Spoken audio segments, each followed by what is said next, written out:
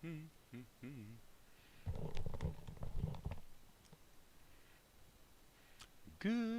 morning, good morning, good morning.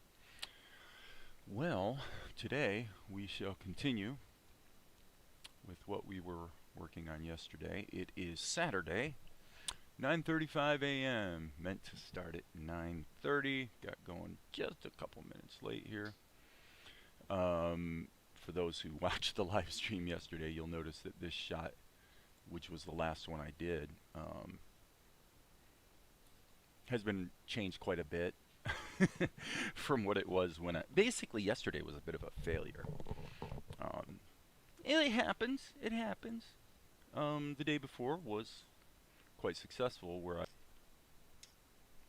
and so I redid the shot using, basically hand drawing more, just kind of getting back to a little traditional approach, yada yada yada.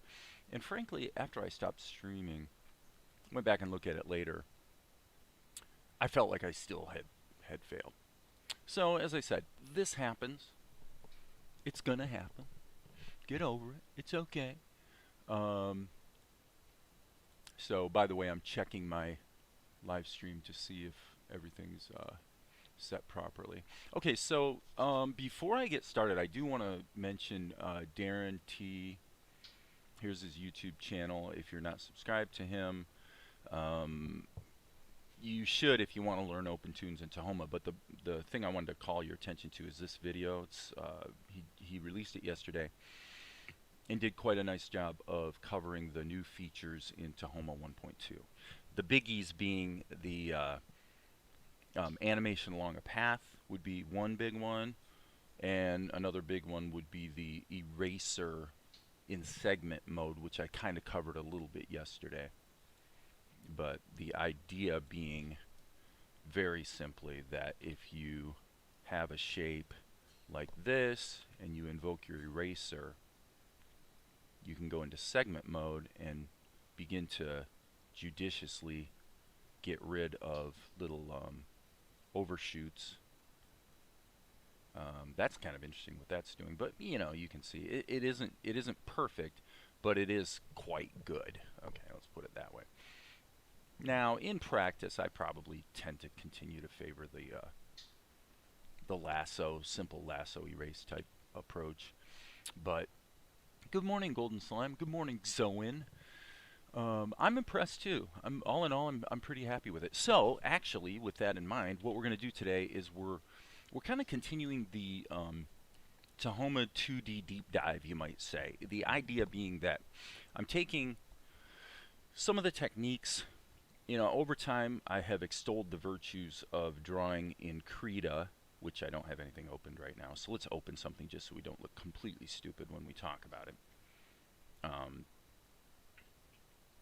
So there's a picture. And actually, this is kind of an informative picture because this was used as the basis for these shots that I'm talking about over here. And the thing that's probably would be the most weird about it to most people would be the fact that her eyebrows are way up here. And the reason I did that is because in Tahoma, I used the plastic tool to do the basic what I call secondary animation, just little things like turning the head or changing your body position, that sort of thing. And one additional thing that I have done from time to time on top of that is add some additional structure to the bone system in Tahoma so that I actually can control the eyebrows separately. So the whole idea is you set up the bones, which, by the way, if we come back here, let me go down into this sub X sheet and hit the X key. Okay, so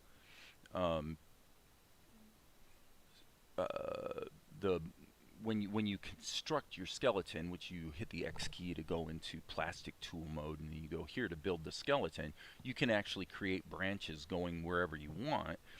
And then when you animate, by turning off this option, keep distance, it changes the bones so that they no longer just rotate, but you actually can stretch and lengthen them, which means you can take something, in this case the eyebrows, that were in a different part of the drawing and go ahead and move them into the position, and now you can actually control them puppet animation style, even though in the initial drawing they weren't actually all overlapping. So I've done that a few times. I'm sort of getting back into that.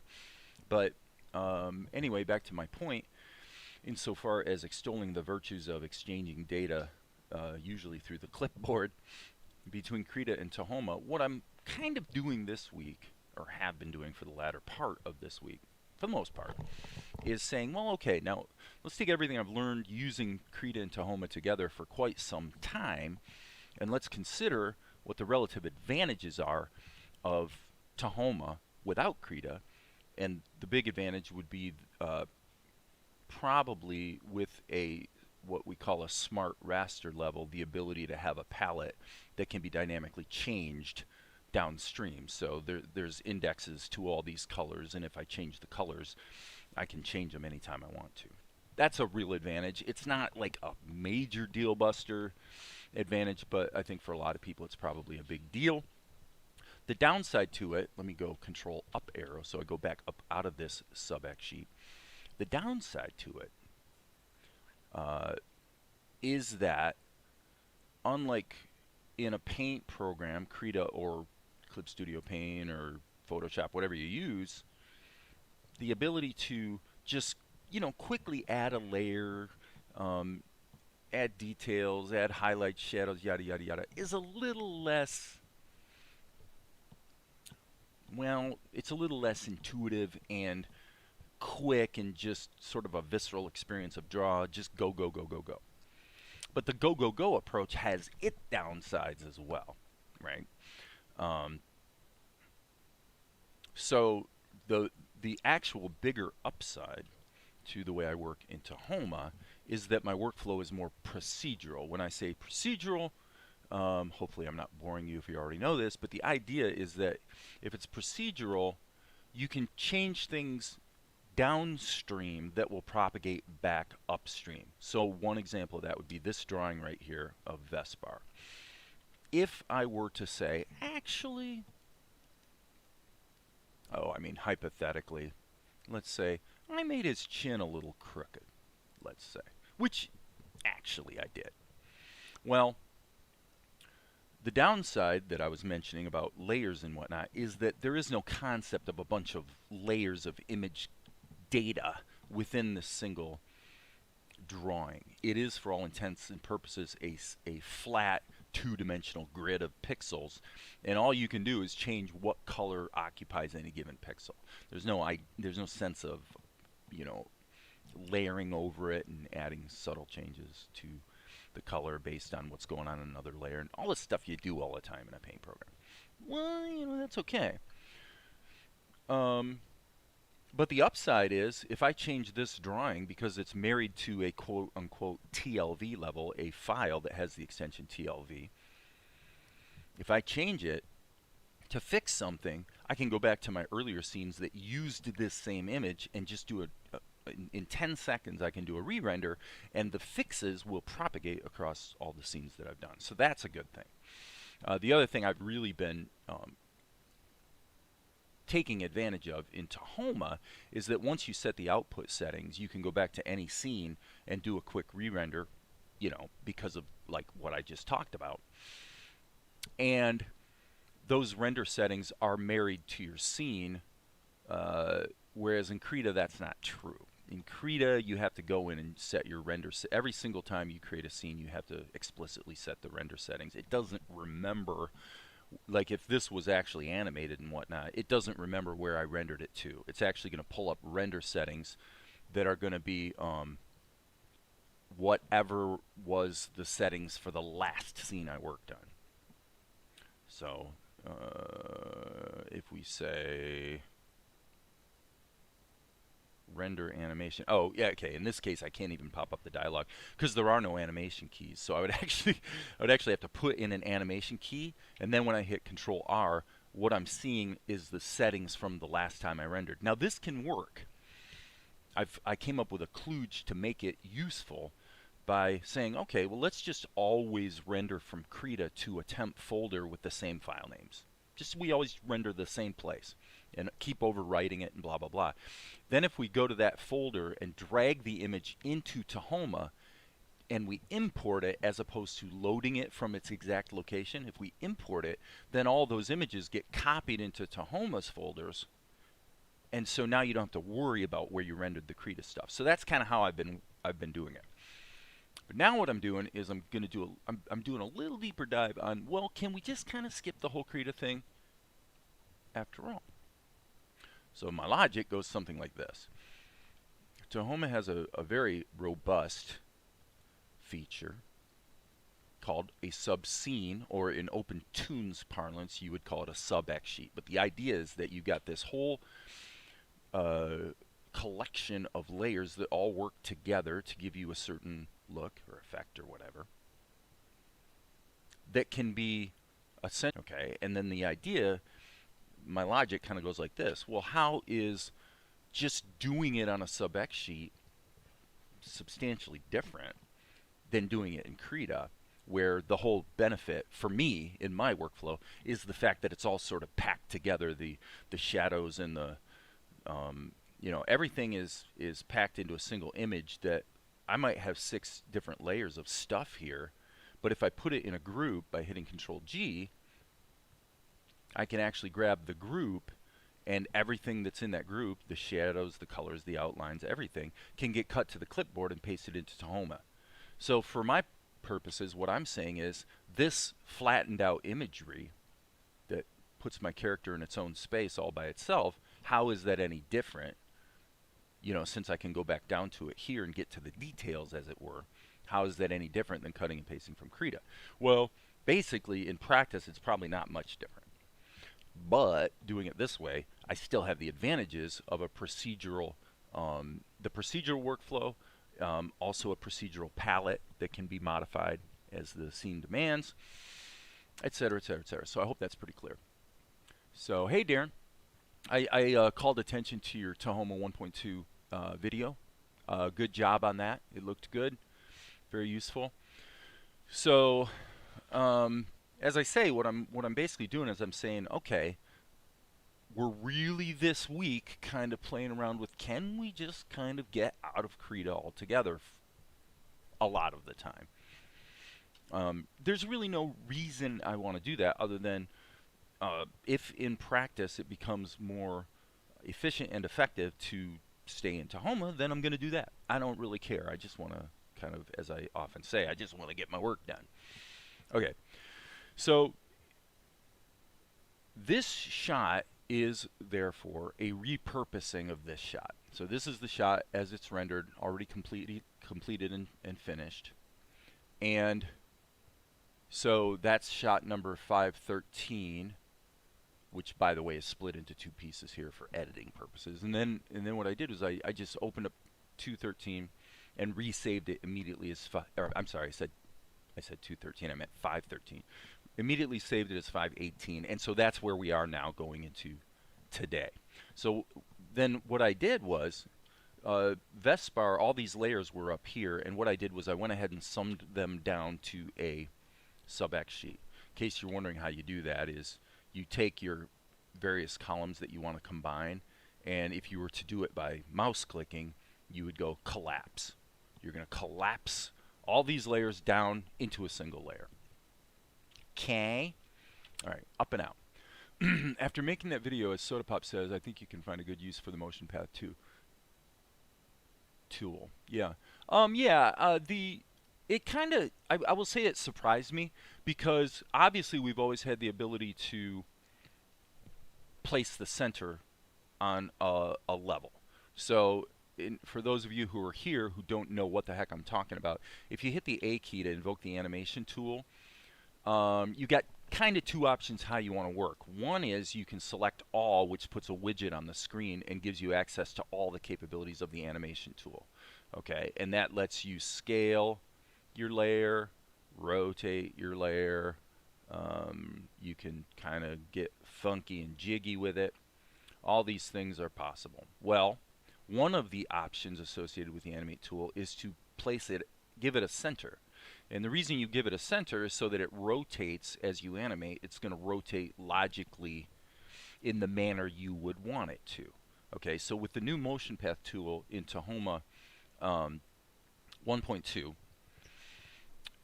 once you use the, I guess I could just illustrate it here.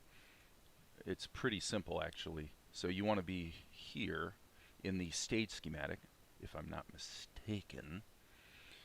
And what we would do is we would grab our sub-X sheet and then click this icon here to create a path. Okay? And then, having selected the path node, I believe what I would do is hit the B key, and then I'm going to draw a path.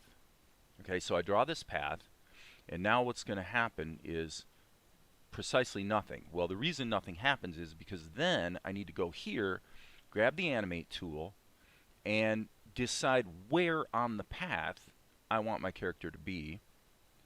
And then downstream here, I'll do the same thing again. And obviously that's a necessary step because you have to decide how quickly you want your character to travel along that path. Okay, so the difference with Tahoma 1.2, and by the way, I have constant interpolation turned on. Oh boy, I should probably show this. In my interpolation, I've got it set for constant interpolation. That means when I set a new keyframe, it immediately jumps to that place. It does not interpolate between the 2 points. So I'm going to change this to linear. A lot of people like different kinds of what we call easing. I'm not going to use easing. I'm just going to do linear, which means it's going to do a completely mathematically equal movement from one frame to the next. It's not going to speed it up and slow it down and all this sort of thing. Okay, so we go like this, and I'll just, I guess what I'm doing here is I'm actually doing it in reverse. But anyway, okay, so there you go. So now our character's moving. So the thing that's new in Tahoma 1.2 is that it actually tracks to the center point. So if I move the center point over here, the tracking shows that obviously everything is offset from the center point. So I don't know the following statement to be true, but Darren can confirm it. I think that what was missing before is that the motion path tool would actually track to the center of the entire drawing no matter where the center of your object was placed.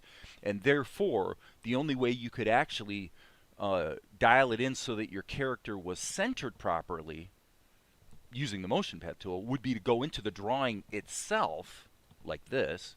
Like if I went into this drawing, I would actually have to use the selection tool to select it and move him around in the frame so that he's actually centered relative to the frame. And that creates a bunch of problems. Because what if getting him centered properly actually would cause the top of his head to be cut off? And then what would happen is when he moves down into the frame, you'd lose the top of his head or whatever. You know, so there was basically, as Darren is saying, there was kind of a glaring omission in the tool that has now been rectified. Okay, Darren, would you, if you can, confirm that? I think the way I described it is probably, I'm guessing that's probably pretty close. So I'm going to look at Darren's comments now. As I watched your stream yesterday, you were trying to work out the path. Yeah, right. And it would be simple for small background animations for your show. Yeah, I mean, it would. I mean, certainly, there's lots of uses for path animation. I don't actually bump into it a ton where it would be that useful, but I'm sure it'll come up from time to time. Placing the center for the motion path is only a small change, but it makes it easier to use the path up. Okay, so skip down to the bottom. Darren just said that's exactly right. So yes, and I didn't really know that. I was kind of guessing, but it seemed logical to me that was the problem with the tool, because the only way you could mitigate that problem before, and by the way, I did not want that. Okay, so now we've kind of bumped into a little bit of a bug here because, oh, the path is still there. Okay, so here's what we do. I'm going to jump up here and delete this node. Boop, and then he bounces back to where he belongs. Okay, so in the past, or if you're using an older version of OpenToonz, the only way you would be able to mitigate the problem I just described would be to, because let's say you want him to be centered and you want to use a motion path, but you don't want part of him to be cut off when he moves around on the screen. The solution to that would be to take the level And by the way, I say this because in some cases this would still be a useful solution that you would want to explore. Would be you would go into your level and change the canvas size, and you would actually make the canvas size bigger so that you give yourself some wiggle room, so that this level is actually bigger than the actual frame that drawing your character. It actually just came up yesterday, I think, yesterday or the day before. So that when the movement happens, you don't have parts of your character that are cut off, and then you've got to maybe add another layer to fill that in or whatever. It can get pretty clunky, right? One last thing about the path, and then I'll shush. Darren, you're fine. You can say as much as you want. Is that you can make your drawing rotate. Yeah, right. Okay, so that was another thing. I won't illustrate it here. If you guys want to explore it, look at Darren's video he posted yesterday. It's quite good. But one of the other options on the path tool would be to actually have your character follow. He used the example of a fish. So the fish would, instead of moving along the path like this, the fish would move along the path like this. It would actually point in the direction forward, that the path would, ostensibly be leading the fish to travel. And that is definitely a useful feature. And this is episode 1, which of course is already animated. And somewhere, yeah, right back here. Here we go. Right back here at the beginning of this shot, or this scene, we indeed had a fish jumping out of the water. Now, in this case, to be fair, that fish situation probably wouldn't be helped that much by the path tool, but it is an example of what he's talking about, because obviously you could have the fish moving along a path that goes like this, so you don't have to actually animate the fish's position. You just draw a path that goes from here to here, and then, as would be sort of indicated by what I'm showing here, you could have all kinds of animated drawings, changing of position and all that, within your strip, your level strip, your image sequence, and the whole thing, animated in real time, travels along the path. That's quite useful. So, there you go. All right, I'm going to load back up episode 2 on my other screen, and now we're going to get to work. Birdies flying around. Yeah, that's true. Yes. And it's all just a matter of getting to know your tools. The like if somebody gets bonked on the head and there's stars flying around, I would argue that it might be just as useful to use a vector effect for that as to use a particle system, parented to a path or something like that.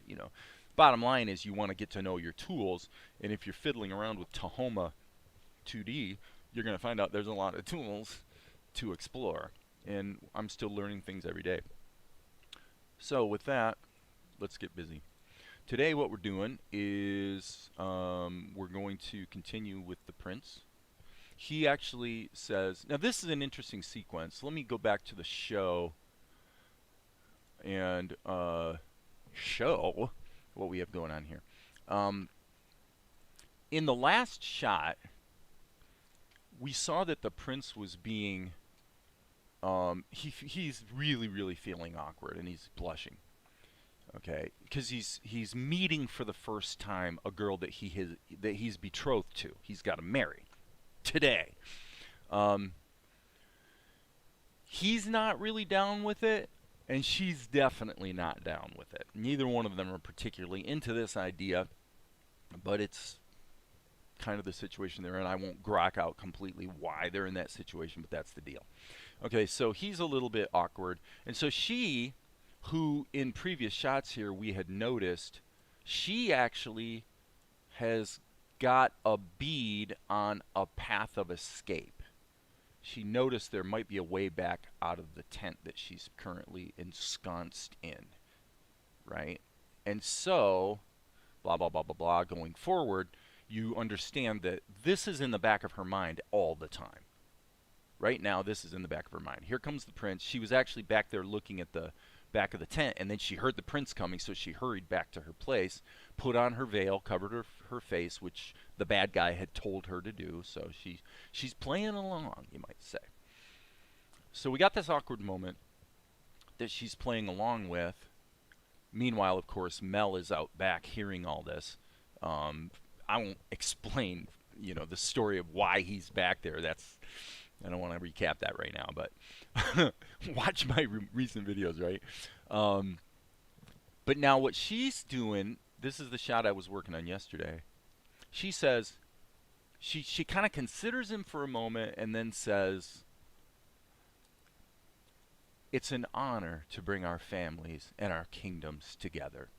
Okay, so if you're watching this show, you know that you're not quite sure what she's doing. What's her game here? She's kind of kowtowing a bit to the prince, but if you know TNR, you know she's got a plan, but you don't know what it is exactly. But you know she wants to get out of there. Okay.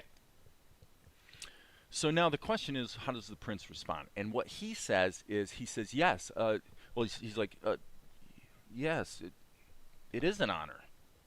Okay, so now this is a little problematic because from an acting standpoint, the hardest thing about the sequence I'm working on right now is everything about it is kind of subtle. It is what it is. So he's got to have this reaction, and just so you know where this is going, he says, yes, it is an honor. And then this gets kind of fun because then she says, if you're a Seinfeld fan, you've seen this attitude in Elaine Bennis from time to time. So he says, yes, it is an honor, and she says, I know. That's what I just said. And he says, well, yeah, you've been given a tremendous gift. Gift? I don't know if you noticed, Your Majesty, but it's not as if I really had a choice. And it devolves from there. You can imagine how it devolves from there. So this initial meeting of these two is going south in a hurry. And Mel, the hero of the show, is overhearing all this, and he's starting to choke on what he's hearing because he knows this is kind of a very awkward situation. Okay, so that's what's going on. Hi, Maria. Ready for the day, did your shopping, put everything away, had some caffeine, me too. And I'm here with two cats purring behind me, hoping for tummy tickles. Well, tummy tickles are always a delight. Everyone loves tummy tickles. I'm very big. I call them tickies. I say to Valerie, oh, give me tickies. And she gives me tickies. I love it. Okay, so working the way I said I'm working today. If I hit now these are hotkeys I've set up, but Control up arrow pops me up out of the sub X sheet or the sub scene. And that's kind of how I'm going to work for a bit here and see how it goes. Okay, so the first thing I did, if I hit the X key and look at his skeleton, this is actually kind of interesting. Okay, never mind. Forget what I was about to say. The skeleton in the prior scene did not have these two nodes or bones or joints, whatever you want to call them. They weren't there. Okay? I put them in there because as he straightened up his head, I wanted to let the folds of the cloth kind of move a little more naturally. Okay?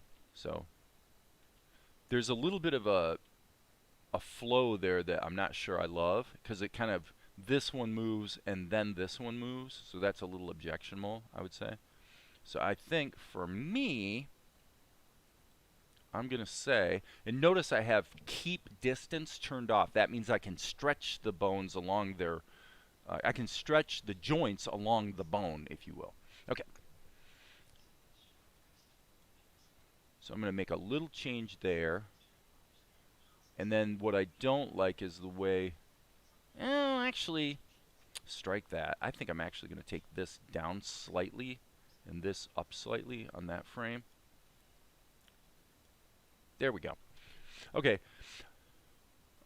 Two more points about the plastic tool that are worth mentioning right here is, number one, I've got global key turned off. Typically what I do is on my very first keyframe of the skeleton, I usually turn it on. So then when I just wiggle any bone, it sets a keyframe for the entire skeleton. All the bones get an animation key set. After that, I typically turn it off because this is actually hard to explain for someone with mild dyslexia. But here's what can happen.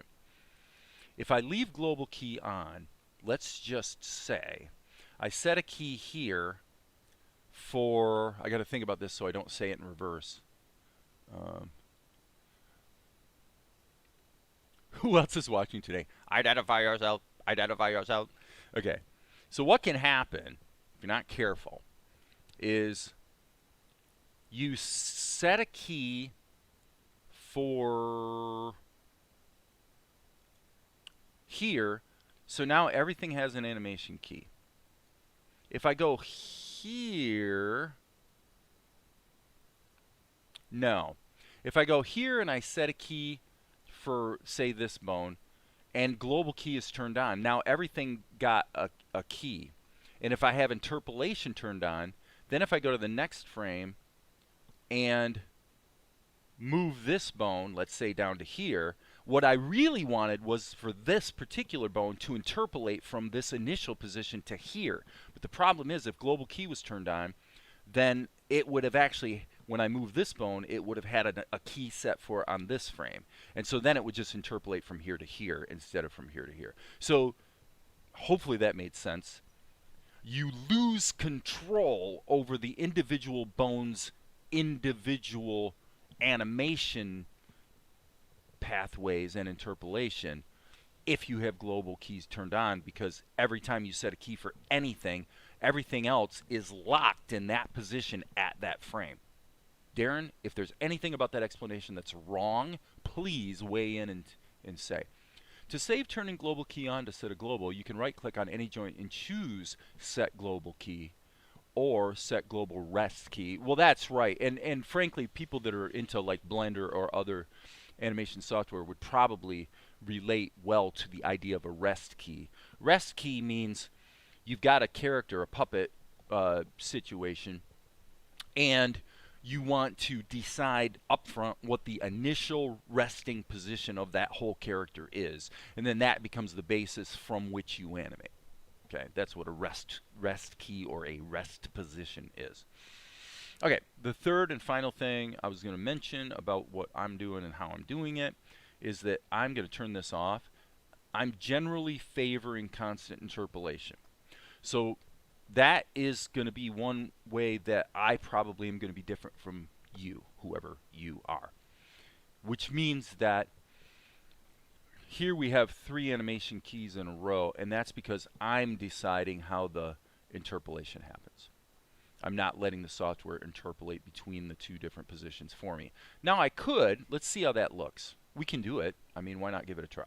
So if we go back to linear and then actually delete these 2 keys and this one, but then from this position, I'm going to turn keep distance on so that we don't accidentally stretch his head.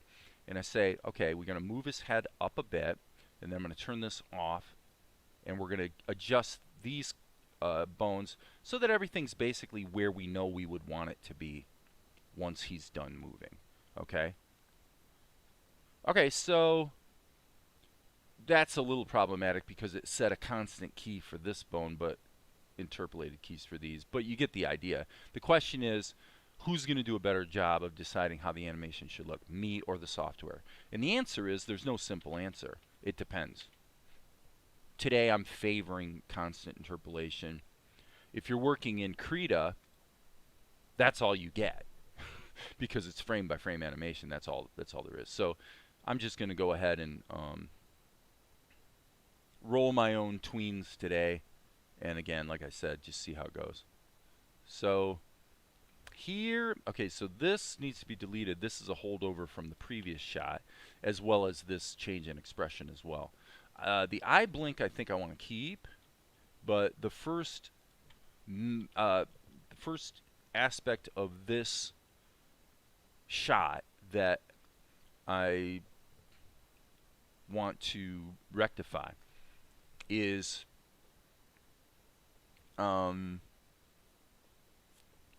his eyes, when back a couple shots ago, when he enters a scene, because it's so awkward, his eyes aren't exactly right for his character. But that's okay because he's supposed to be in this real, you know, googly-eyed, awkward state. now we're at the point where we need to get him back to normal. So the drawing of his eyes needs to be modified a little bit. Okay, so now Darren will enjoy watching this because we're about to see something interesting. Which is, what if we take okay, so the plastic tool is acting on this drawing of his head. And I've left the shadows in his eyes and his mouth all on separate layers. Now, one of the, frankly, the true shortcomings of OpenToonz and Tahoma2d is that for me, it's almost always the case that hand-drawn animation, frame-by-frame animation, is done in conjunction with software-based animation, like the plastic tool. To me, there's this constant interaction between the two. Well, that's a little problematic because once we pipe a character through the plastic tool so that it's influencing the animation, you can notice there might be in that if we were to make it so that all of these layers working together were piped through the plastic tool, which you can do through the schematic. I have, in fact, it looks like I have done that. So his mouth, his eyes, his shadows, and the character are all piped through the plastic tool. So now here's my theory. My theory is that if I take all these levels and actually Control-Shift down arrow, actually bake them into a sub-X sheet and pipe that through the plastic tool, then theoretically I would be able to go in here and still draw in the levels. And in this case, it would be his eyes. So what I'm going to do here is add another drawing, which is a duplicate. And we're going to find out if this kind of sort of works. Now, you still have to think a little bit in reverse because you've got to figure out how things are going to move outside of the plastic tool. But the thing you could do is you could make a drawing, pop up here, see how it's working, and then pop back down to make modifications. So the first thing I'm going to do here is test whether the drawing works. And indeed it does. I can draw. Okay, so now the problem becomes, well, what about the plastic tool? So now I'm going to go back in here and take this sub-X sheet and pipe it through the plastic tool. Now, is that going to make Tahoma crash, or, you know, is it going to be a bad situation? It could be. So I'm going to hit Save All. Okay, Save All. So now for me, I actually have 3 levels of activity going on. I've got my character, my plastic tool animation, and then my overall scene. It's 3 levels. Now, it's been my experience over a couple years that OpenToonz and Tahoma, dealing with multiple nested items, is generally quite stable. In other words, you're pretty safe having multiple nested layers of sub-X sheets or sub-scenes. Okay, so there you go. This is how I'm going to do it. And so far, my friends, I want to go back to a scene where we saw Vespar for the first time. So Vespar, that's Vespar. So actually, I'm wrong. Okay, he got redesigned at one point, and actually, it turns out I drew him pretty close to correctly. Who knew? With one little tiny itty-bitty caveat. And the caveat is that the caveat is I'm wrong again. I was going to say the caveat is that I forgot to give him the blue eyes, but I actually remembered to give him the blue eyes. So actually I'm saying the word actually a lot. Okay, so if that's the case, I'm just gonna play with this a little bit. So in other words, I'll do all my lip sync animation in here, and then when I'm ready to do secondary animation, I'll just jump back out and get rocking and rolling with the plastic tool. Easy peasy. I love it. I really think that's a pretty good workflow. So here, what I'm gonna do is I'm gonna say that's shot. Let me see. That's number 1. Yes. I'm gonna put the eyebrows like this. I only want to give him a little bit of a tood. Why? Because at this point he's not getting snarky and he's not turning into a jerk yet. He's just starting to. Okay. So no one identified themselves, Darren. Well, it looks like it's you, Maria, and I don't know. To this day, I'm not sure if the third person watching is technically me because I have a preview of it. I don't even know. Okay, so basically at frame 13, let me jump up here and let's look at something. Now what we should see is, okay, we've got some stuff that's missing. You can see that there's some stuff missing. There's a change in expression here. Oh, nope, it's there. So I guess it just needed to update in memory a little bit.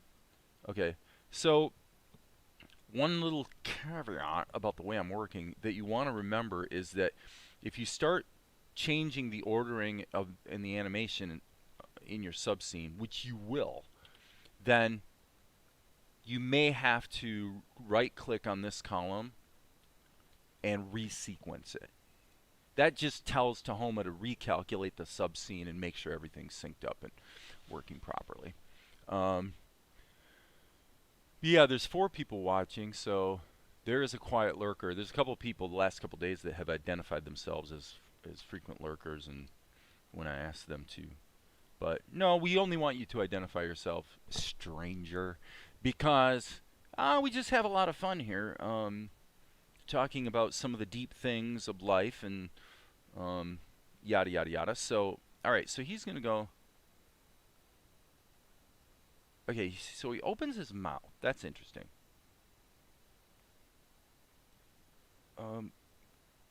Yeah, I think that's right. So here we're gonna take these frames and just get rid of them, and now we need to do a little lip sync. Because if I think if I check the script, yeah, he actually says he says yes, it is an honor. Okay, so anime convention, open mouth, more open mouth,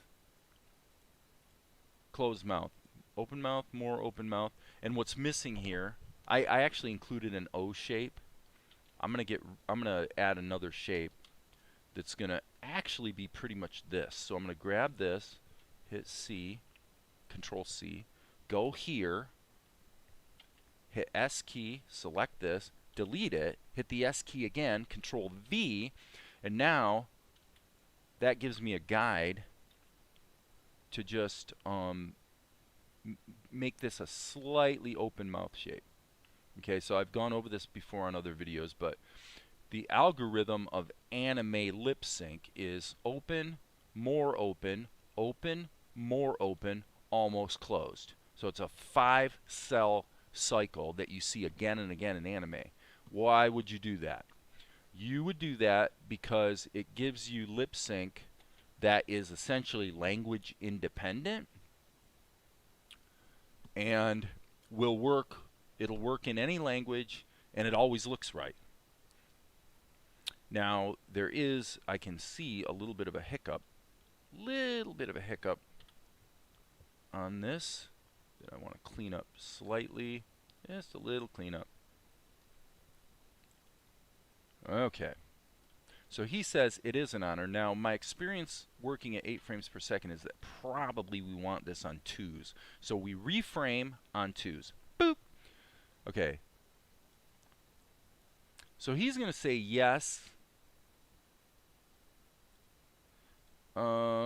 And really, we need to have a slight break there. So let's put this in. Let's take that, expand that, and then I'm going to take the closed mouth, and what I do is I put it on an adjacent layer so that I can stretch it out. If I don't do that, it's going to push everything else down, and then I'll have to fill the gap somehow. So what I typically do is go to an adjacent layer and then drag it in.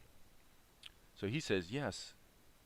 Little pause, and he says it is an honor. So I'm going to take these two, Control C, Control V, and then we have the almost closed mouth. And then normally, if you can believe this, the way I do it is I just look at the number of syllables that a person's talking and put a shape on it and hope it's going to work, and basically it always works. So, hey Soda Pop, welcome to the party.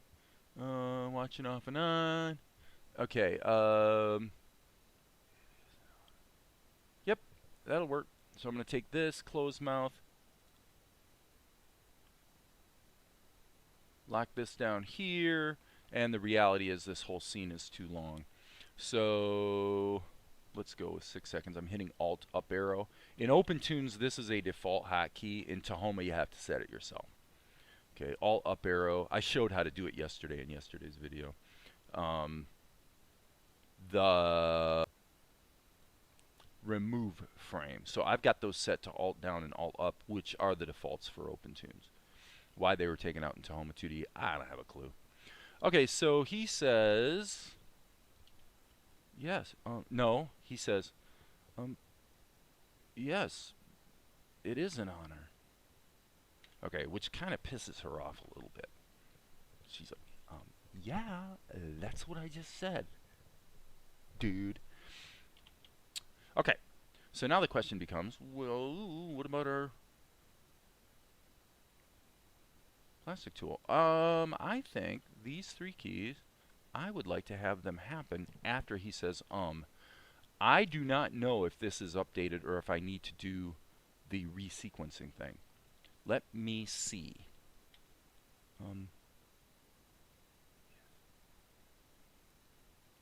It looks to me like it resequenced properly.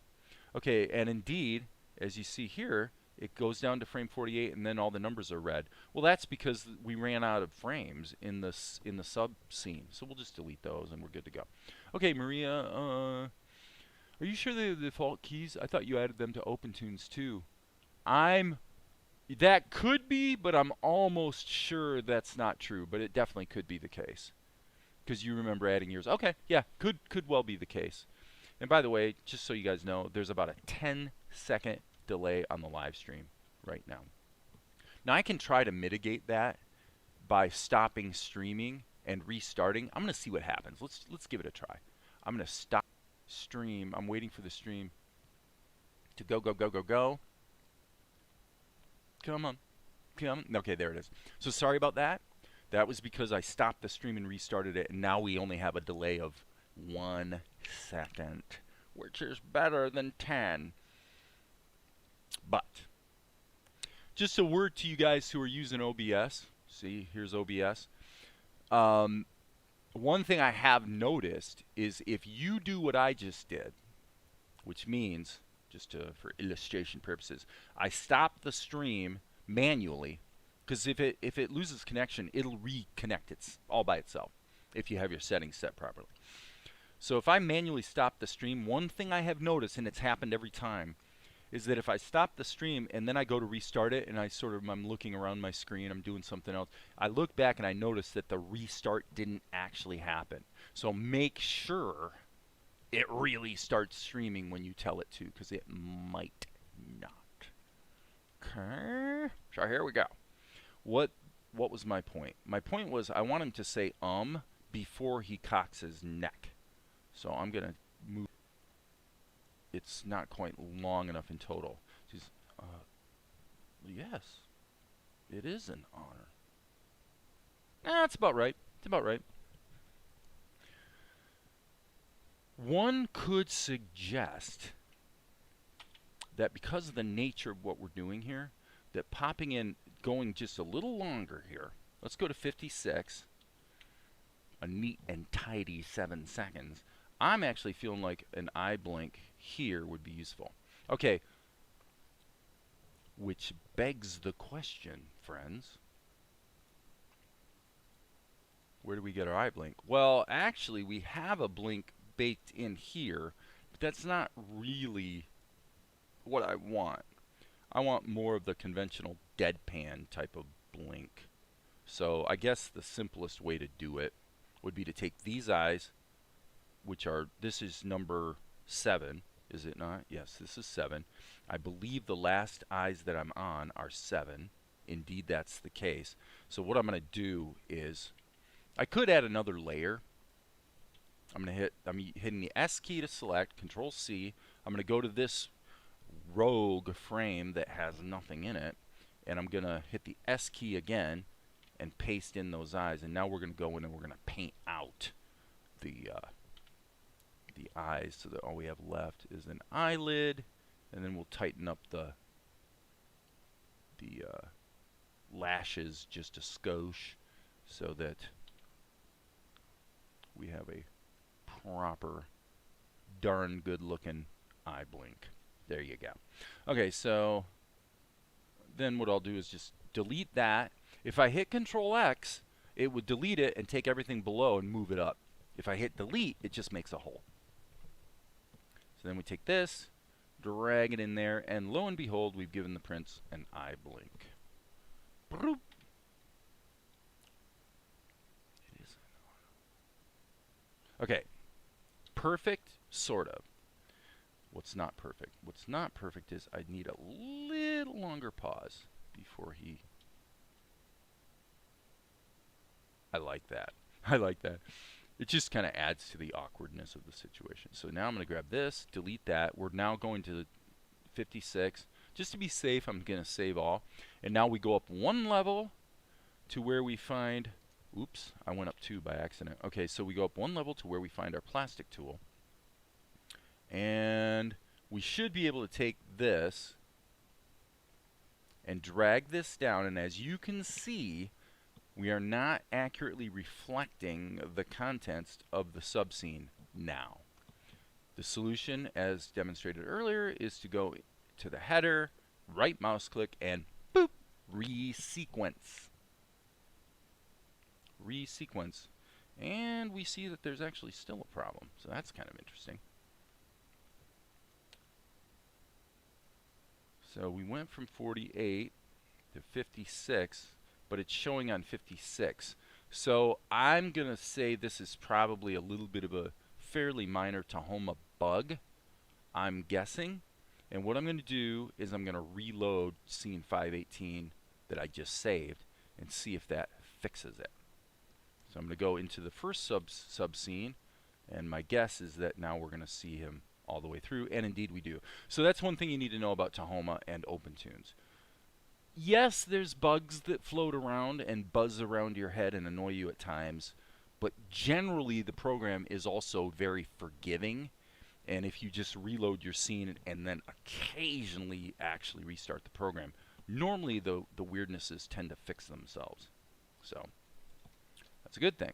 Alright, so now we've got column 1. I'm going to hit Control up arrow. Boop! I jump up out of the sub-X sheet, and now I have absolutely no certainty of whether...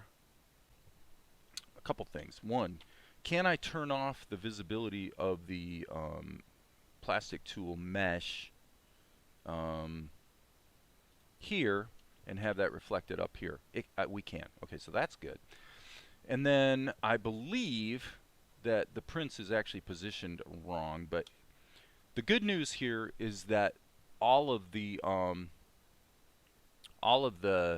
post-production effects are still in place from our previous version of this scene, and this is a fairly complex scene. If we go to the effects schematic, there's kind of a lot going on. I'm not going to recap all that because I covered it all 2 days ago. Okay, but the main point is that I used the combination of curves and blur in additive mode over top of my scene to take the entire scene and add a bloom effect. And that's what this glowing that kind of bleeds around him is. In addition to that, for what it's worth, whoops, in addition to that, there's also a lighting effect called body highlight, and that's what gives you this strip right here. Now, if I look through here, I suspect we're not going to see that here. Okay? Correct.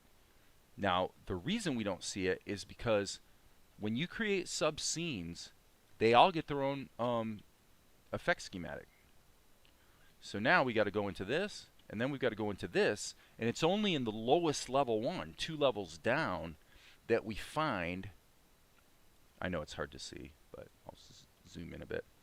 Okay, it's 2 levels down that we see the body highlighting plugin, some color correction, some combination of the various levels, And it looks to me like I erroneously have the mouth comped over top of the whole scene in general. So I'm going to delete that connection right there. So I uncovered an error. And that everything seems to be working fine. So with that, I'm going to save all. And again, and I personally like it. I like the idea that every sub-X sheet level has its own schematic, so you can really keep your work separated. It really goes back to what we talked about 2 days ago, which was programming from the standpoint of, you know, the waterfall versus the iterative programming technique. Well, what we're talking about here is keeping your work modular, or what I call procedural. Tahoma's pretty darn good about accommodating a procedural workflow. So now what I'm doing is I'm going to look at the earlier shot just to see where the prince was positioned. It looks like the little, I mean, it looks like the opening in the curtain runs right through the pupil of his left eye, or the edge of his left eye. So we'll use that as a reference to see if this is actually positioned wrong, and indeed it is. So we need to hit the Animate tool and just take Mr. Prince guy, and I really don't want to be in rendered mode, by the way. And we're going to just smack him up to there. And that's it for this shot. Actually, we're... I don't know how long we are into the live stream because I stopped and started the stream, but it seems to me we're probably about 45 minutes in here, maybe? 10:35. What time did I start? I just don't remember. I'm curious. 9:35. So it's an hour. So we got an hour. We've got a 7-second shot done in 1 hour, which, considering the quality of the imagery we're looking at, I'm going to say that's pretty good. That's pretty good pace. Can't complain about that too much. Now, is this 518? Indeed it is. And we are rendering 56 frames, so I'm going to hit Control-Shift-R. Another feature of Tahoma2d that I want to mention, that Darren mentioned in his video, which is definitely useful, but at the same time, I'm so deep into this project that I don't think I'm going to make a change. But I want to explain one feature of Tahoma that you may want to pay some serious close attention to, especially if you're going to be taking on a project that's kind of big-ish. Okay, so sit with me for half a second. Let me get this into the show, and then we'll come back to that. And by the way, Darren, thank you for pointing out the feature I'm about to mention, because it really is actually, to me, it's a huge feature. But again, I'm so deep into this project that I don't think I'm going to switch here in midstream. Anyway, I can go back here so you guys can see full screen. So she says it's an honor to bring our families and our kingdoms together. Yes, it is an honor. Okay, one thing that would be maybe worth considering is maybe he should, you see how that, by the way, do you see how the bloom naturally interacts? That's why I like my bloom effect, because it's smart. Okay. I could see him when he says it is an honor. It is an honor. On the word is, I could see him just not really bristling, but just kind of perking up a little bit more. Like there's a little bit of pride coming through. Let's do that. But before I do it, what was the feature I was talking about? File, Preferences, General, I think. Darren, what I'm looking for is the feature that tells Tahoma to save the drawings with the scene. Because I used to do that all the time in OpenToonz. I used to keep everything packed in its own folders. And in recent months, I've just surrendered to the idea that everything gets thrown in the extras or the drawings folder. Thanks, Jack, by the way, for letting us know on the timing. Where is that feature? I remember you mentioning it when you were first starting to use the upgrade. It's only available when you create a new project. Okay. Okay. Well, project management, though, I'm going to see if I can prove Darren wrong. separate assets into scene subfolders. So I would presume, I could be wrong about this, but I would presume that it's always available. It's just that, as I just said, I would be changing in midstream. And so what I presume would happen is if I save this scene, if I have this clicked, and I save this scene as scene number 518, what's going to happen is the folder 518 is going to be, it's going to have subfolders created in that 518 folder that are probably called, well, it wouldn't be scene. If I don't use the term outputs, I use the term scenes. If I were to change this, if I were to go ahead and keep my assets in the separate scene folders like we're talking about, but I change the name of this folder before I save anything to scenes, is it going to be smart enough to create the folder and call it scenes instead of calling it outputs? That's an interesting question. Question number 2. If I do what I do all the time, which is take an earlier shot I did, like I did on this one, and repurpose the assets for a new scene, does Tahoma leave all the assets in the original folder, or does it copy them to the new? My guess would be it leaves them, but I don't know.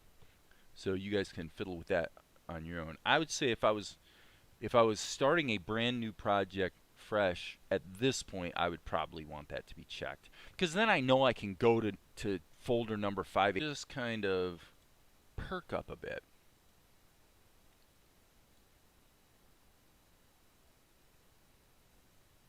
So he would basically, right here, he says it is an honor, right? So now I'm going to hit the X key, turn the skeleton back on, and I want to save my work because okay, never mind. I was a little worried there for a minute because I hit the X key and the skeleton didn't appear. It took it a second to, yes, right, partway through a project. Well, and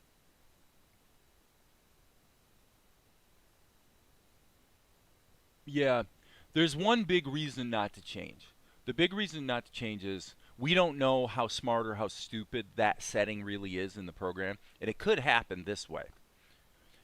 Since this preference about saving your assets with your scenes is a project-wide setting, then it's conceivable that if I set it now, which is changing everything going forward on this project, then potentially when I open another scene that I did a month ago, all of a sudden Tahoma2d can't find the drawings because it's looking for them in subfolders, because that is a project-wide setting.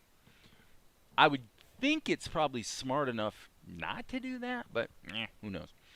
Okay, so anyway, we're using constant interpolation. I want to double check and make sure I have it set that way. Constant, yes. So what that means is any changes I make here are going to be, I'm controlling the tweens. There's no interpolation going on. And what I was wanting to do is have him say this, it is, and on the word is, I'm going to do small, big. So I'm going to do small,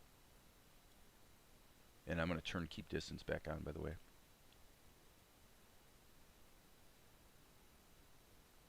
It doesn't look like I really want to make that much of a change.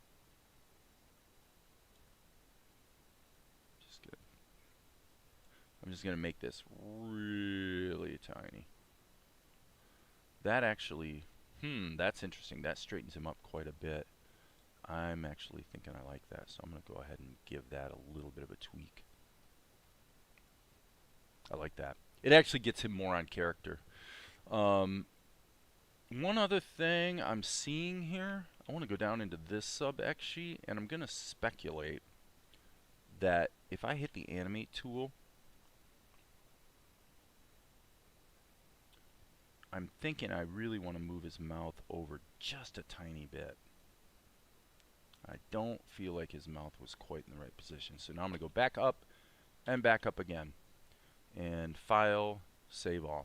So now he should have that little perking up thing going on. Yeah. And then he blinks. Yeah.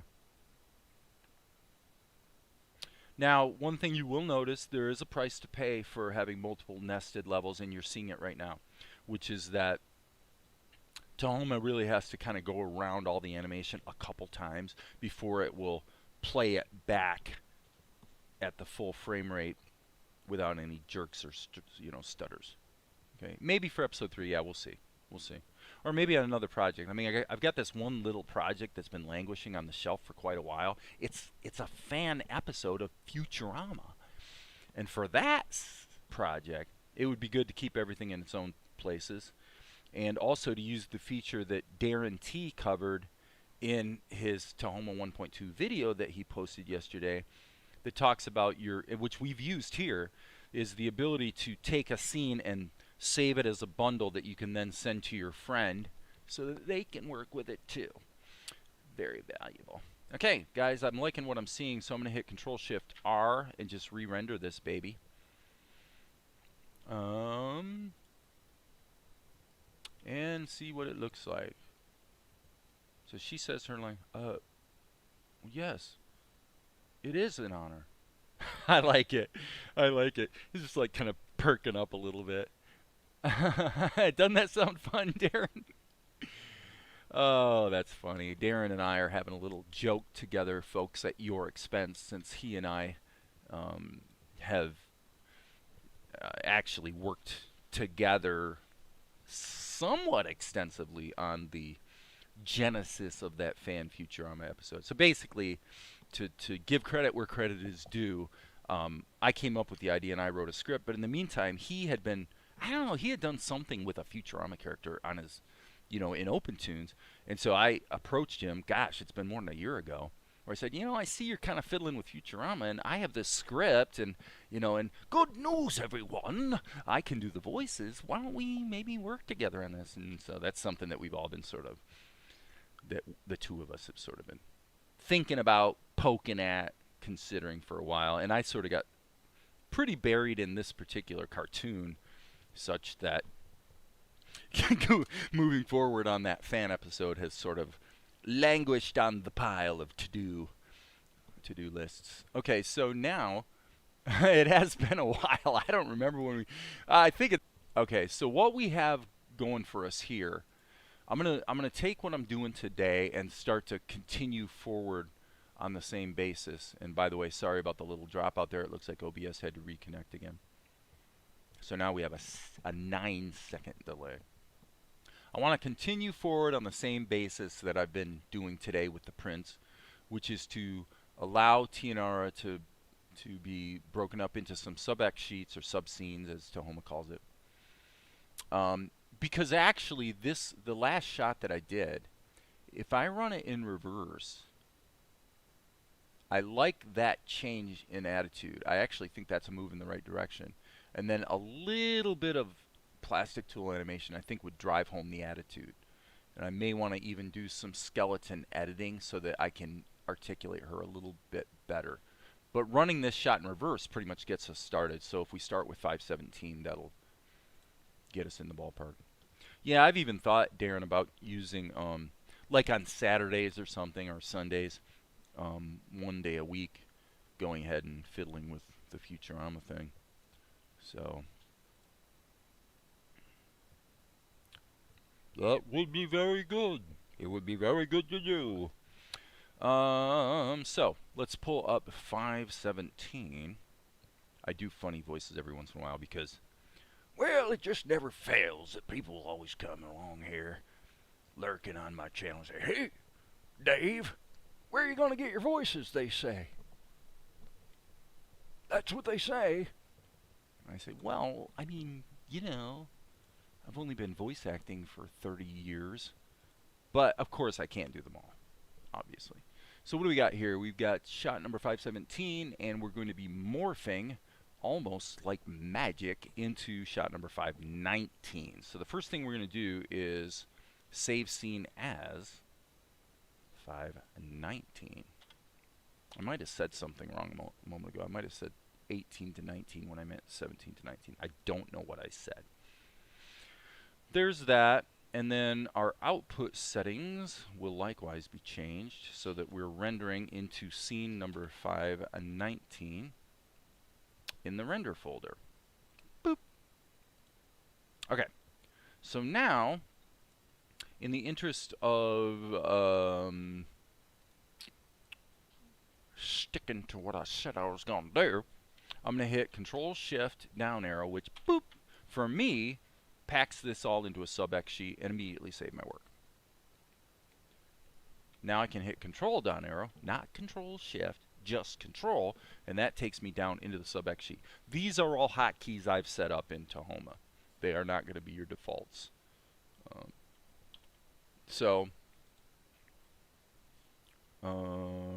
Open subscene, Control down. If I grab these two, collapse, Control-Shift down. Actually, I think Control-Shift up. No, it doesn't. Okay. So if I want to explode this, exploding a subscene means that it's going to that all of these levels will be unpacked back up in the top level. That's what exploding does. I usually actually use the old mouse click menu option for exploding. Doesn't come up that often, but from time to time, this sad guru is here now. I'm speaking in his voice. His wonderful voice. I love it. And he has very good things to say to help you be wise in your life going forward. For if you are wise, you will also be very happy. Thank you, sad guru, for providing us with that charming insight into the ways of the world, as it were. Hello, friends. I swear, one of these days, I'm going to do an entire video in the voice of Darren T. Which, that's not perfect, but if I listened to his voice, I could do it. I could get it. I could fool you into thinking you were hearing Darren T. Okay, so we've got lip sync in there, but the problem is that the lip sync is, first of all, I don't think it's piped through the plastic tool, although it might be. I'm going to hit the F3, go back to my stage schematic and see. And column 6 is my lip sync. So as you can see, the lip sync is not piped through the plastic tool. By gum and by golly, it'd probably be prudent to pipe it through. So in other words, if you have a level that isn't being manipulated by the plastic tool, all you have to do is go into your schematic and take that level and go like that, and all of a sudden it will be connected to the plastic tool. Now there's one caveat that goes with that. I say in my William Buckley voice, is that you might want to consider that you would first want to use the Animate tool, A key, to reposition that level to its basic starting point. So it's who was that talking? Was that your brother? Well, yes, Darren, that was your brother. Now I can't do you very well right now because I have to hear it. It's really kind of uncanny. If I just hear the voice, I remember I did the same thing with Ed Wynn. So for those who don't know what we're talking about here, in that Fan Futurama episode, one of the characters in the show is the legendary actor Ed Wynn, you know. And I don't think I could have done Ed's voice if I hadn't listened to him. But then the minute I heard it, I was able to do that. So it's just like everybody's got their like unique little talents that they have, and that happens to be one of mine. If I just hear it, I can usually do it or copy it or whatever. So anyway, so it turns out that the animation here is actually darn close to what we want, because it turns out that early in that prior shot, she actually did go from this attitude to this. Now there's one little caveat. Again, back in my Buckley voice, that she actually had these eyes, but I don't think for our purposes, I don't think that matters on this shot. So I just think if she turns her head like this, but I do want to be able to paint into the shot. So I am going to do the same thing I did with the prints. I'm going to move the plastic tool over here. Don't start doing Edwin again. Once you hear him, you can't get him out of your head. You know, it's impossible. It crawls right in your ears and stays there all day long. Sorry, Darren. I got you. I got you. Okay, so what I'm doing is I'm taking the column mesh, and then I'm taking everything else and putting it in a sub-X sheet. Oops. Control-Shift, down arrow. And then what I need to do is go down, Control down arrow, into that sub-X sheet. Okay. Stop everything. In this case, I'm hitting undo. In this case, by the way, the undo does not work. That's interesting. I'm going to just reload the scene. What I just did will not work for this scene.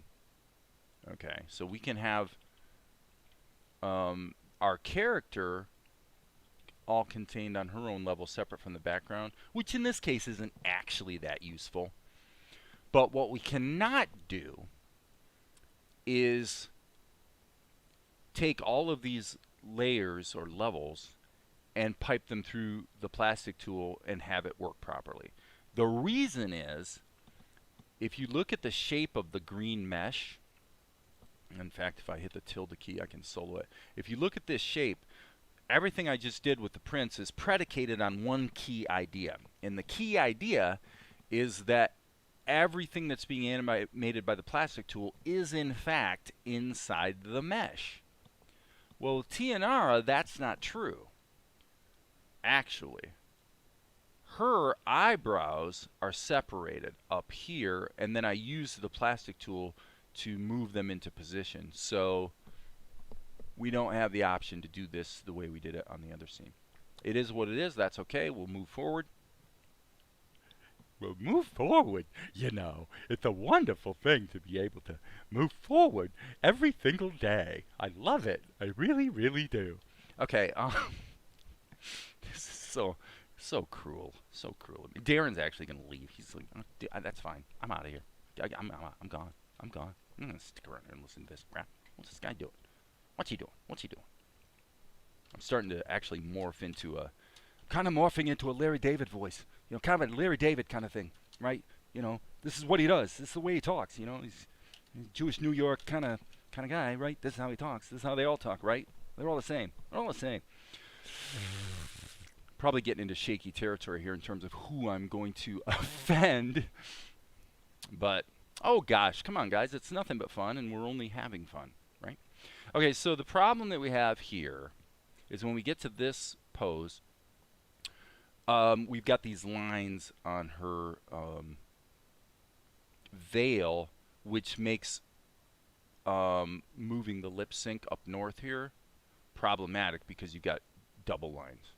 Okay, you can, if you look real close, you can see up double lines. Okay, but I'm going to do a couple things here though while I'm thinking about it. One is I'm going to change the color on these lines so that they better match the ones that were drawn into the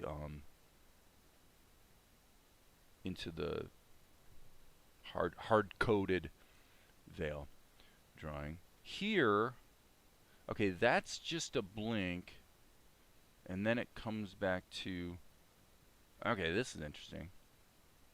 This is interesting. So the blink is actually on this level. This is nothing but a blink. So this is this is shot number 55, but here it's covered up by the eye blink, right? So it would be easier to see what the heck's going on if I just moved the eye blink one frame north.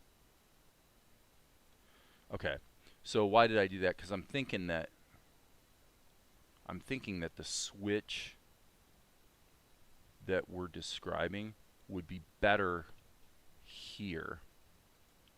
We already have an eye blink there, so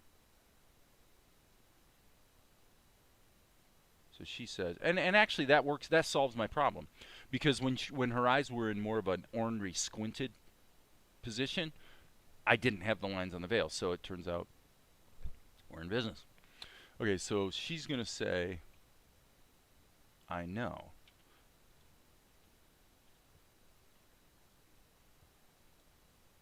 Okay, and we're going to leave the plastic tool alone for a moment.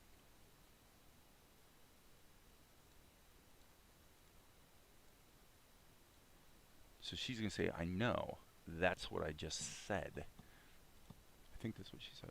I know, that's what I just said. Yep. That's her line of dialogue. Okay. So she says, I know. Okay, this happens too soon. Let's check it again.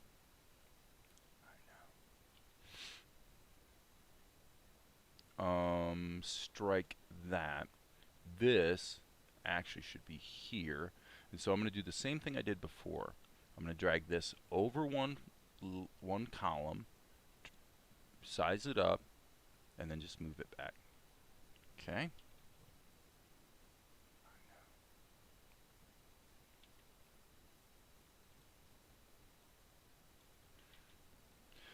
There's so much subtlety in the acting here, which I can't say is being well punctuated by the animation that I'm doing. It's the hardest thing about this type of show, and it's where certain anime idioms like blank eyes and things like that can really be helpful. I'm not quite going there that on this sequence, but I may wind up. Okay, so what are we seeing here? Yeah, they disappear and then reappear. So I'm going to just floop that one frame north.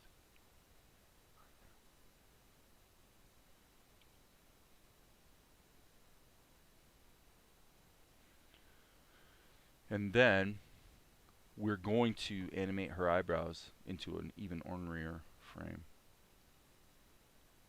Okay, that's too much lip sync, so I'm going to say this is probably going to, let's just delete those keys and get the timing. Okay, this is actually about one shape too many, so we'll go to here, stretch this down to the bottom. And the overall length of the scene we don't know yet. We're going to feel this out as we go. Okay, I think when she says, I know, boom, right there. Let's go to the plastic tool. Keep distance should be turned off.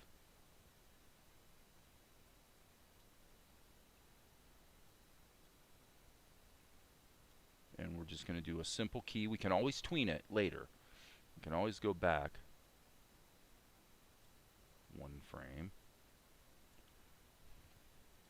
and add a tween. No. Boom. This key should be right here when she says the word no. Ah, that's too early, darn it. We're dealing with one frame difference here.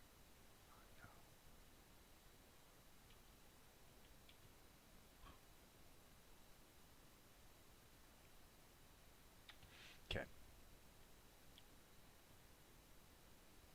And maybe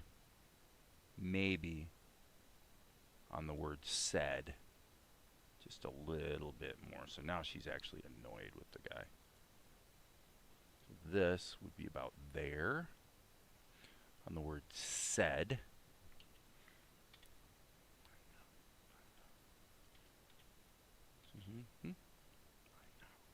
Okay, there's a problem. Boom.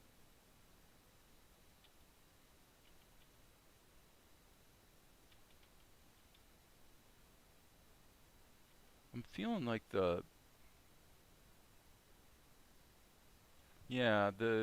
actually going to pop this back up here. When she starts obviously dealing with nothing but little moving lines for talking is a little problematic, but we will hear her voice. I'm feeling like having the scowl look appear after she's already started talking doesn't quite work for me. Yeah, that's better. Boom. I know. That's what I just said. Same thing here. I feel like that's really just a little too far south. And again here, if we're going to do that, we should probably allow a little more annoyance to show through.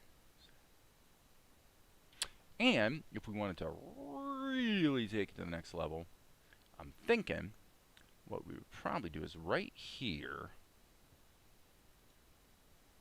we would actually take this even a step further. So here's what I'm going to do. I'm going to delete this drawing.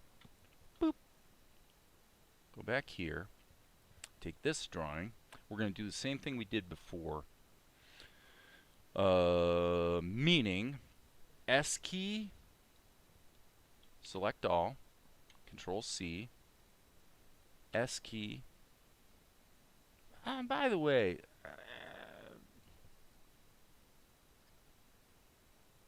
there's a strong case to be made for not doing what I'm about to do. Yeah, it shows up in the function editor. The Soda Pop asks if the plastic tool shows up in the function editor. If I hit the F3 key, there it is. And in fact, the fact that it does show up in the well, okay, you're saying not the schematic, you're saying the function editor. The answer is yes. Now here's the bad news, Soda Pop. The bad news is that if you go into the function editor and start dinking around with your plastic tool animation keys, you're going to find it to be pretty cumbersome. And the reason is because every single node in the skeleton has, has animation data.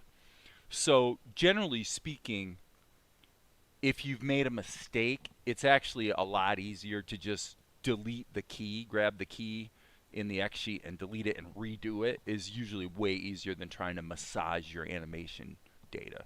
But, that's your choice, and, do what you want. But so anyway, what I was illustrating or saying just a moment ago was that if I take this drawing,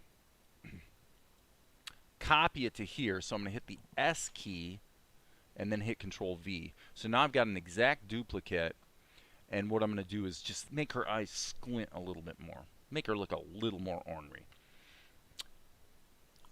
What I was about to say before I noticed Soda Pop's comment is, well, actually, to Darren's point, not only are they not named well, but actually everything's offset by 1.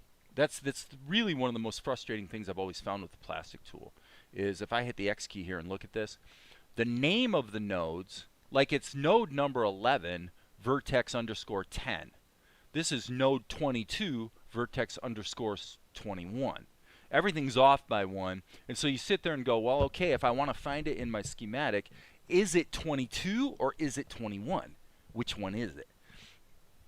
I'll let you guys figure that out on your own. There is an answer to that question, but it's really kind of stupid, because what you have is you've got 0 indexed counting and 1 indexed counting in the same data set, which is pretty dumb. But it's been that way with OpenToonz ever since OpenToonz was a thing. So you can love it or hate it depending on your attitude. All right, so now what I'm going to do is go into this drawing, smack it in here, and now, as I've mentioned many times, the problem that we have is we can't modify it here in the X sheet as long as it's being piped through the plastic tool. So we've got to fix it here. Fortunately, in this case, that's pretty easy to do. So I'm going to grab that brush, and the way I'm going to do it, actually, is I'm hitting the R key to sample kind of the hair color. And what I'm going to do, actually I'm going to reset this to size 0. Okay, it does not appear to me. Let me check this. Oh, it is respecting pressure, so forgive me, I was wrong. I'm probably going to be better off to use the pencil, I guess. So, alright, and it's a little bit blurry and fat. I'm just going to change this to -1. Yeah, that looks pretty good. I want it to be a little more brownish, though, a little more of a red tint to it. So I'm going to go ahead and mod that just a little bit. So what I'm going to do is I'm going to draw the fix first, then go in and start erasing things. Erase the stuff that's the legacy data. So I'm sampling the flesh tone and I'm just going to color over it. Pretty simple. Pretty simple. That'll work. Here, I have to be a little more meticulous because we actually have multiple shades of flesh tone.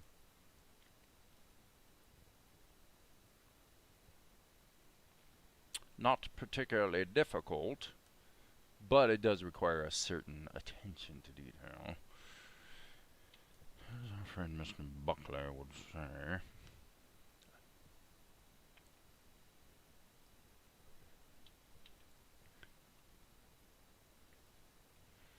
If anyone wonders why my political leanings are more progressive than they used to be, Buckley's actually one of the reasons, because I think I mentioned this in a video a couple months ago, but I had watched a debate between Buckley and Noam Chomsky from like 1968. And I found it striking that the two socio-political issues that Buckley was camping out on very strongly, as from the vantage point of saying our policies in this regard are spot on correct. And history will prove that out. And the two issues were the Vietnam War and Richard Nixon. And Noam Chomsky was so freaking patient with Buckley in this debate, because every time Chomsky tried to answer a question or make a point, Buckley would interrupt him and basically talk over him and dominate the conversation in his very erudite manner, in which he seemed to feel that if he used extremely big words, that would somehow constitute winning the debate.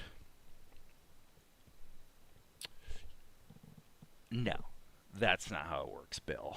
That's not how it works. You actually have to have some substance to your arguments. Okay, I like what I'm seeing, and so would Buckley if he was here today. I'm sure he'd be very impressed with the progression we're making. Alright. Okay, and then what I'm going to do is I'm going to give her two little blink jabs. So I'm going to go blink, blink. So this is someone who's a little sarcastic. Or annoyed. Alright, so no, I found the Chomsky-Buckley debate was really fascinating. Just to see, because, look, the thing that I find amazing about that, and it speaks right to what we've experienced here, especially in the United States since the election, is that it's always useful, you know, at one point, you have to concede that both sides have positions that have merit, and we see that right now.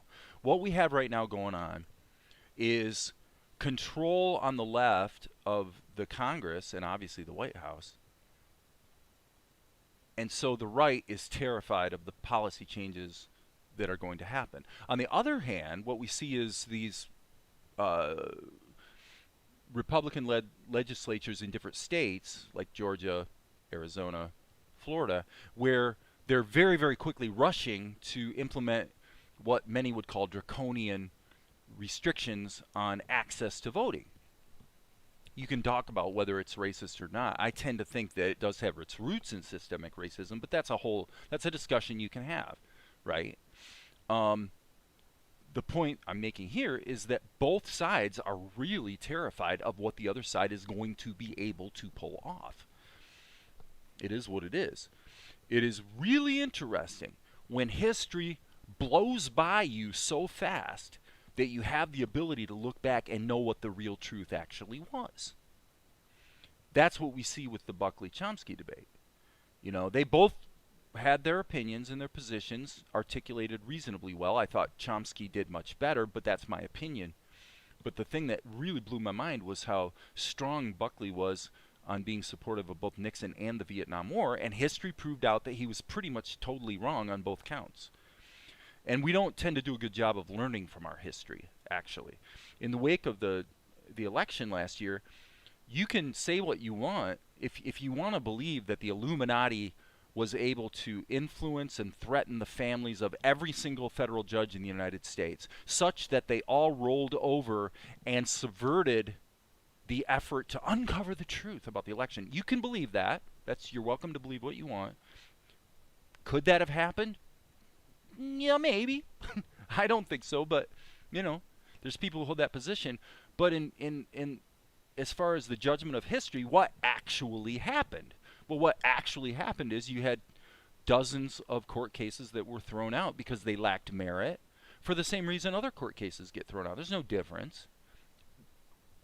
The claims were well proven. I think the word proven is a fair word to use here. Well proven to be a bunch of hogwash.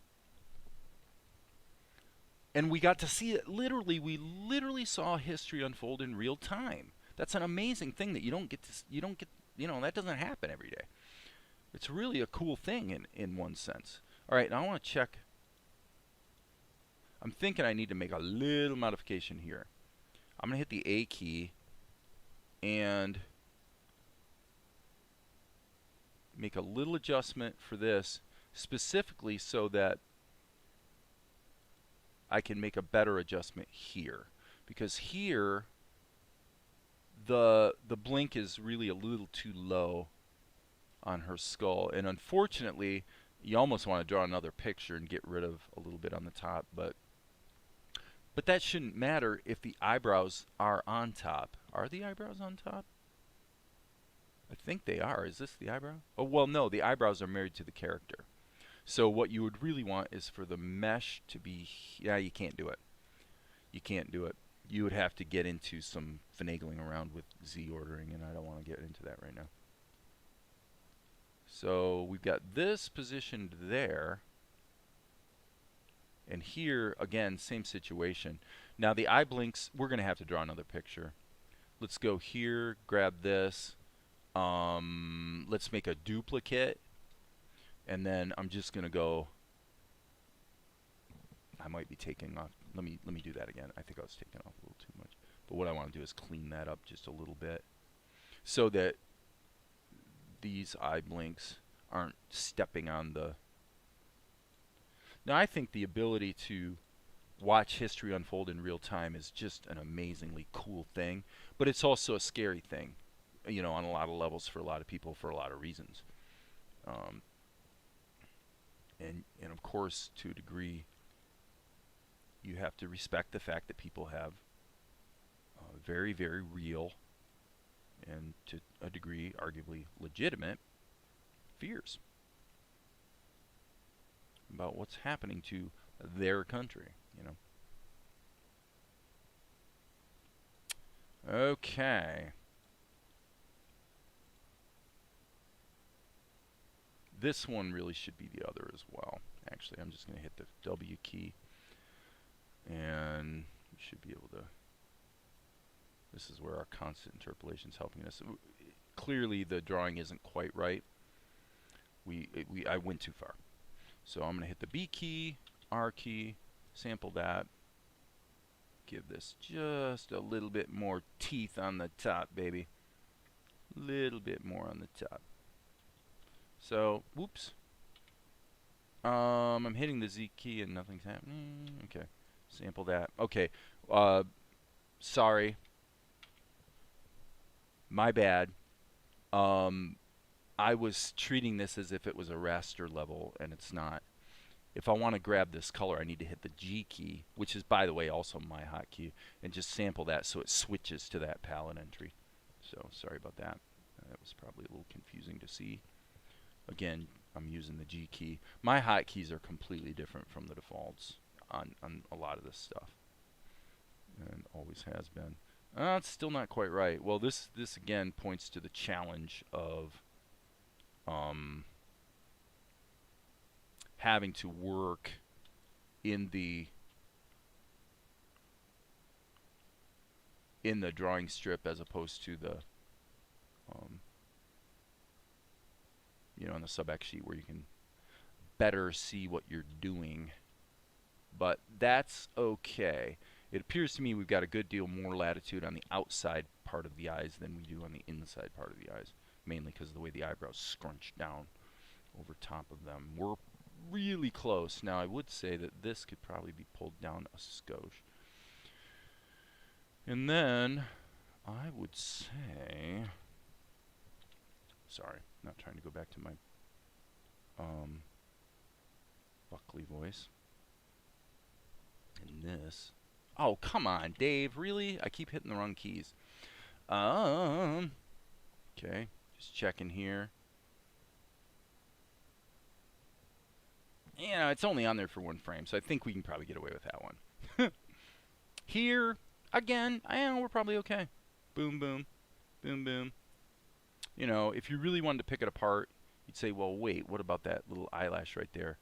And frankly, I think that the answer is don't worry about it, but we do want to probably reinforce that edge a little bit. So, yeah, I mean, I think we're okay. This is, again, when something is going to be, you know, you don't want to be a schlocker here, but if something's this small on the screen and you're only going to see it for one frame, you're probably safe to roll with it. Okay, so looking at the messages up here, can't select multiple at once. Okay, so I'm going. The nodes aren't named well at all, and you can't select more and move. You can't? So you can't grab multiple nodes at the same time and move them. I didn't realize that. I've never tried. Well, indirectly you can, because if you move one node, the nodes that are downstream from it. So in other words, if I move this node, any ones that branch off of it will move. So if you're careful and think in terms of the ordering of the nodes, you can kind of set yourself up to be able to move them in groups as needed. But yeah, the one offset is ridiculous. It's programmers being programmers, unfortunately. Yeah, it is kind of stupid. I mean, 12 vertex 11. The one that gets moved a lot here is 16 vertex 15. So to kind of speak directly to the question that would appear to be on offer, the question is, what is the actual name of the node? And I would guess it's the name, vertex 15. So I would guess it's this one. And if we open this up, now the problem here is this does not appear to be, oh, I probably shouldn't be doing this because it's just going to confuse people. The problem is that the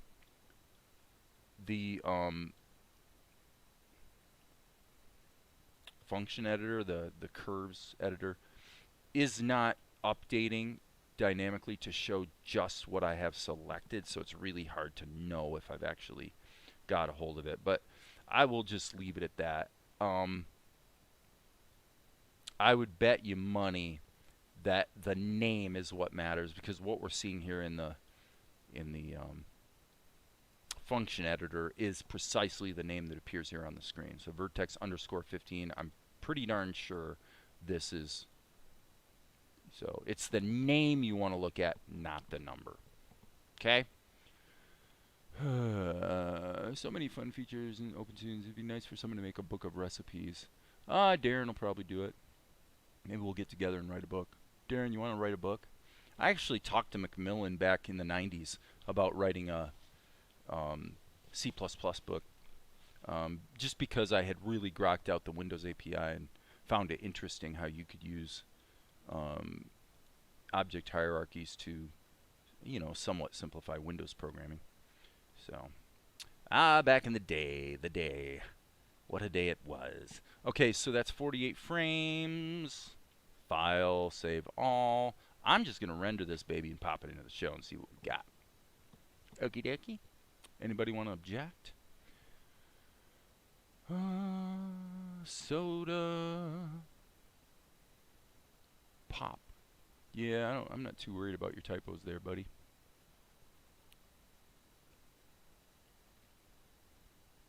Sorry, I typed nose. I meant keys in the function editor. Right. Right. Those spreadsheet view. Okay. Let's jump over to our edit, because number 519 needs to be chopped into the show. So let's go here. Well, I told you guys the other day that once we got into this sequence, I was going to be getting some pretty good leverage, meaning I'm getting a lot more show done faster, because there's a fair bit of dialogue here. Now, I did make a mistake, as you can see. All right. In that I rendered her without the background. That's okay, guys. That's okay. I'm going to go up one level. Just to be safe, I'm going to resequence it. I don't even know if I need to, but you know, it can't hurt. And then I'm going to hit Control Shift R. Boom. And just as fast as you can say, you know, my mom doesn't smoke cigars anymore, you can jump over here, and indeed it's been re-rendered with the background. So, let's see. He says, yes, it is an honor.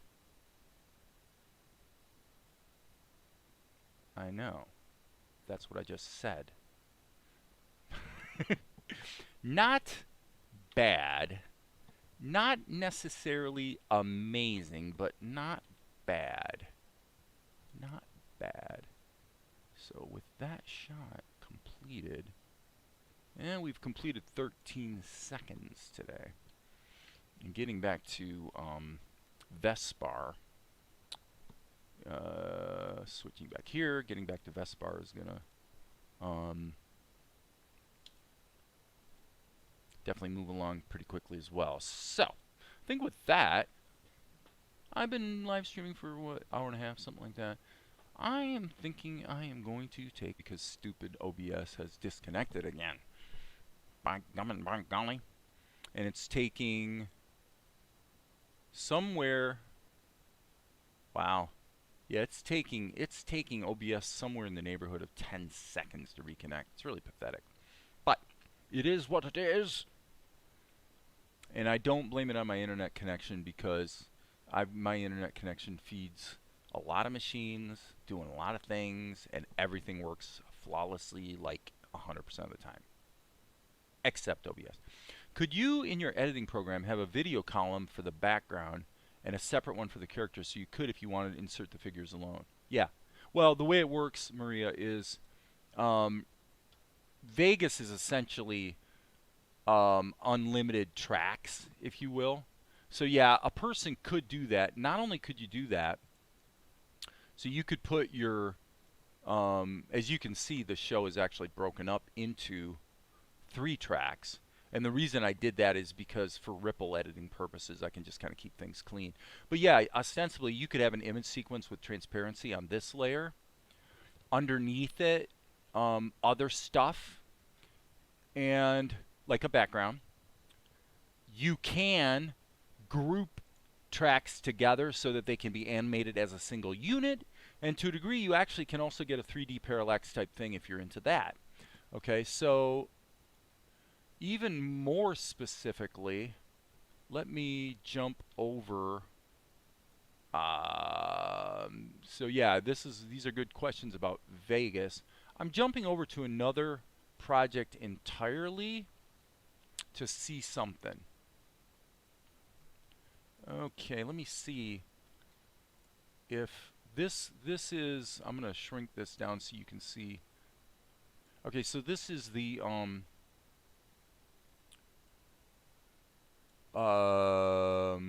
let's go good auto. This is the explainer video I did for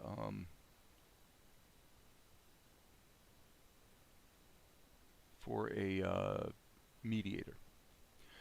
And this yeah, this is a great illustration of what I was talking about, actually. So I'm going to go good auto again here. Okay, so this whole section of the show, or of the 2-minute explainer video, here it is. And it uses like a dozen different layers of stuff. Now those layers can be saved as a veg file, and then this clip is in fact another veg file. And you can nest them. You can in fact nest them as deeply as you want to, theoretically. So each of these sections of the video are actually a separate edit with multiple tracks, just like in Tahoma with a sub-X sheet. It's really the same principle. The caveat is that if you go, and I won't explain why, it's got to do with how it handles audio actually, but the caveat is that if you go more than one level deep on your nesting, things start to become problematic, and or potentially you're inviting crashes and stuff. So for that reason, I tend to limit it to one level deep.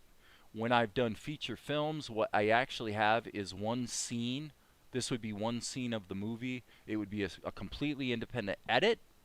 Then it would all come together like this. Each of these veg files would be laid into another veg file. This is called edit.veg. This is section 5.veg. Okay, so these are nested in Vegas. And then what I would typically do is I would then add the overall voiceover and the soundtrack in the top level edit. Okay? So, humble bundle. So, you know, like I said, I've said repeatedly, I've been using Vegas for 20 years. I've been using Vegas since it was done by, since version 3. Since version 3. I settled for the longest time on version 7, and then for the last 2 films I edited, I jumped up to version 12. And that's been something like 8 years ago. So I haven't kept up with the upgrades because, frankly, I don't care.